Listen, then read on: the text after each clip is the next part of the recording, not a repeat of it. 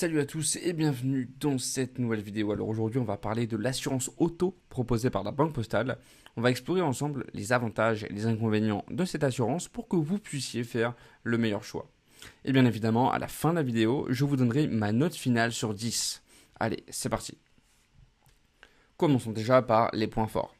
Parce qu'il faut savoir que l'assurance auto de la Banque Postale propose des tarifs très compétitifs, surtout pour les formules tout risque. En général, ces tarifs sont souvent inférieurs à ceux proposés par d'autres assureurs traditionnels, ce qui peut être un atout majeur pour ceux qui recherchent à réduire leur coût d'assurance tout en maintenant une bonne couverture. Ensuite, la Banque Postale offre des garanties intéressantes comme l'indemnisation en valeur d'achat pendant 12 mois pour les véhicules neufs et la possibilité d'étendre cette période jusqu'à 5 ou 10 ans avec l'option VRADE, donc c'est-à-dire valeur à dire d'expert majoré. De plus, des services pratiques comme la prise en charge de 2 trajets en taxi par an pour les jeunes conducteurs ou le remboursement d'une mensualité de prêt auto en cas de sinistre ajoutent un véritable plus à leur offre. Passons maintenant aux inconvénients.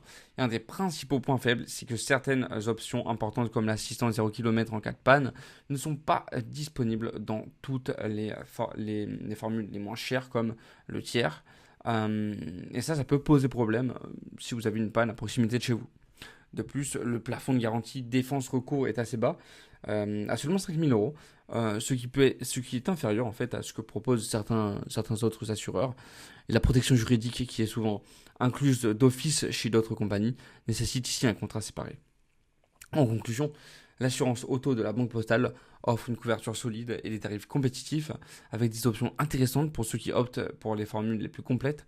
Cependant, certaines limitations dans les options de base et les faibles plafonds de garantie peuvent être des freins.